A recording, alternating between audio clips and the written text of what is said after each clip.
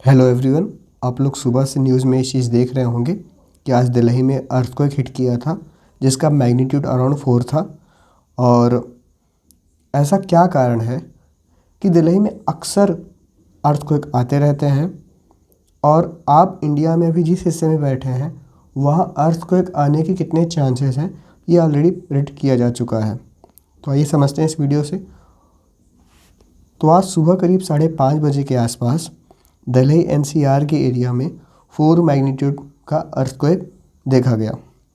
अब 4 मैग्नीट्यूड का अर्थक्वेक कोई बड़ी बात नहीं दिल्ली के लिए, लेकिन ख़तरनाक ये इसलिए था क्योंकि ये अपने साथ एक अजीब सी आवाज़ लेकर आया था जिससे लोगों के अंदर काफ़ी ज़्यादा डर समा गया। अब देखते हैं ये अर्थक्वेक शुरू कहाँ से हुआ। हर एक अर्थक्वेक का अपना एक एपिसेंटर होता है। जैसे इसका एपिसेंटर था धौलाकुआं। इस चीज़ को समझते हैं कि धरती के अंदर जहाँ से भी अर्थक्वेक चालू होता है उसको हम लोग बोलते हैं फोकस, सेस्मिक फोकस। और उसके ऊपर जस्ट उसके ऊपर की जहाँ पर सबसे पहले अर्थक्वेक हिट करता है, सबसे तेज़ हिट करता है, उसको हम लोग बोलते हैं एपिसेंटर।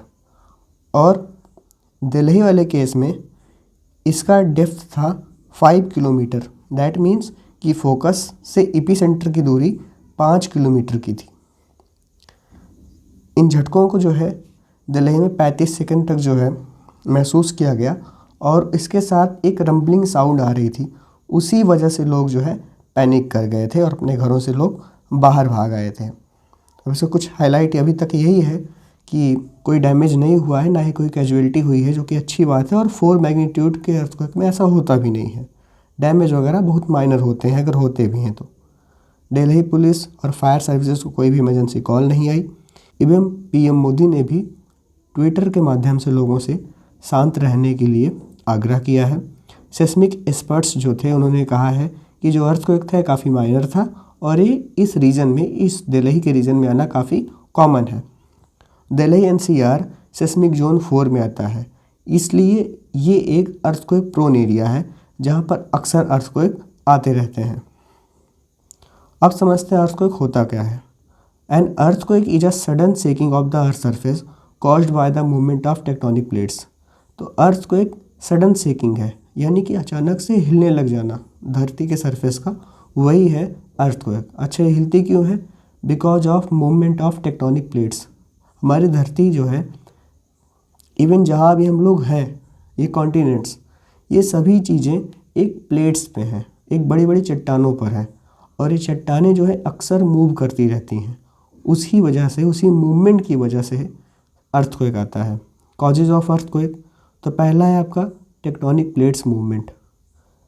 मैंने बताया प्लेट्स मूव करती रहती हैं, तो कभी ये प्लेट्स, दो प्लेट आपस में जो है क्या कर जाती हैं, ये कोलाइड कर जाती हैं, या फिर कभी एक दूसरे ऊपर स्लाइड कर जाती हैं, या फिर कई बार एक दूसरे से ये सेपरेट हो जाती हैं।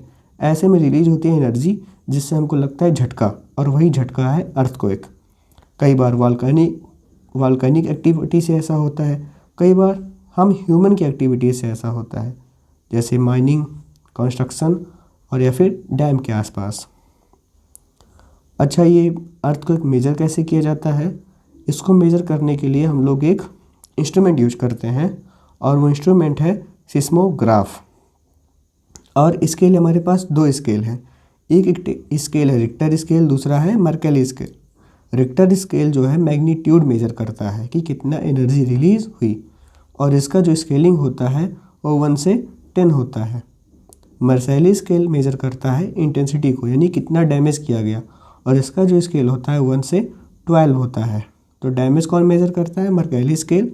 और आपका मैग्नीट्यूड कौन मेजर करता है? Richter scale. अब अर्थक्वेक के इफ़ेक्ट्स क्या होते हैं? तो loss of life and property, लोग अपनी जान गंवा देते हैं, अपनी प्रॉपर्टीज़ लॉस कर देते हैं। डैमेज टू इंफ्रास्ट्रक्चर, रोडें, बिल्डिंग्स, ब्रिजेज, कई चीज़ें डैमेज हो जाती हैं। लैंडस्लाइड एंड सुनामीज आती हैं। सुनामी तब आती हैं जब अर्थक्वेक ओशन के अंदर से चालू हो, और उसके अलावा चेंज इन द लैंडस्केप, पूरा का पूरा उस एरिया का नक्शा ही चेंज हो जाता है। Precautionary measures. अब हम लोग कुछ सावधानियां बरत सकते हैं अर्थक्वेक के रिगार्डिंग। अर्थक्वेक आने के पहले हम लोग क्या कर सकते हैं, हम लोग कोई अपने घर में या जहाँ भी हम लोग काम करते हैं कोई सेफ स्पॉट, कोई सुरक्षित जगह ढूंढ सकते हैं। वहाँ पर शर्त ये है कि वहाँ पर हैवी फर्नीचर हो, ताकि हम उसके नीचे जो है जाकर छुप सकें। और अपने साथ हमेशा एक इमरजेंसी किट रेडी रखिए।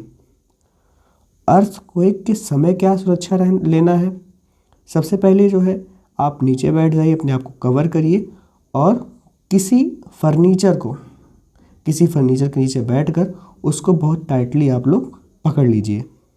और प्रयास यही करना है कि स्टे इंडोर, बाहर बिल्डिंग के नहीं जाना है, घर में ही रहना है और दीवार और खिड़कियों से दूर रहना है। और अगर आप घर के बाहर हैं तो किसी ओपन एरिया में आपको चले जाना है, यहाँ तक कि उसके आसपास बिल्डिंग्स भी ना हो, कोई पोल ना हो, कोई भी जो है तार ना गया हो, वहाँ पर जाके आपको जो है लेट जाना है, खड़े नहीं रहना है। आफ्टर एन अर्थक्वेक, इसके बाद आप जब अर्थक्वेक ख़त्म हो जाए तो आपको क्या करना है, आपको चेक करना है कि क्या कहीं आपको कोई इंजरी, कोई डैमेज तो नहीं हुआ है। अगर आप बिल्डिंग के अंदर थे और आप बाहर निकलना चाहते हैं तो एलिवेटर का यूज बिल्कुल मत करिए। और उसके अलावा जो है समय समय पर जो है अपडेट लेते रहिए अपने ऑफिशियल्स से। अर्थक्वेक जोन्स इन इंडिया, देखो इंडिया पूरा का पूरा सिस्मिक जोन है। अब ऐसे में जो जोन्स हैं वो जोन डिवाइड किए गए हैं। जैसे जो जोन सेकेंड होता है वो लो रिस्क एरिया होता है, जैसे सेंट्रल इंडिया जोन 2 में आता है। जितना बड़ा जोन के साथ नंबर होगा उतना ही खतरा होगा। जोन थर्ड मॉडरेट रिस्क का होता है, ये बेंगलोर और चेन्नई है। जोन फोर्थ हाई रिस्क होता है, जैसे दिल्ली, कोलकाता। दिल्ली का एग्जाम्पल हमने सुबह ही देखा। Zone 4 very high risk, Himalayas region और नॉर्थ ईस्ट रीजन जो आपके हैं, वहाँ की स्टेट्स जो हैं वो वेरी हाई रिस्क जोन में है। वहाँ जोन 5 का अर्थक्वेक आने का खतरा होता है। Earthquakes are unpredictable, that means कि हम लोग इसको प्रेडिक्ट नहीं कर सकते, हम लोग ऑलरेडी इसका अनुमान नहीं लगा सकते हैं। लेकिन अगर हम लोग जो है प्रिपेयर रहें तो हम लोग इससे होने वाले नुकसान, इससे होने वाली मौतों को काफ़ी हद तक कम कर सकते हैं। ये था अर्थक्वेक के ऊपर एक छोटा सा जो है वीडियो। अगर आपको वीडियो पसंद आया हो तो आप लोग लाइक करिएगा और अपने फ्रेंड्स के साथ शेयर करिएगा। ओके।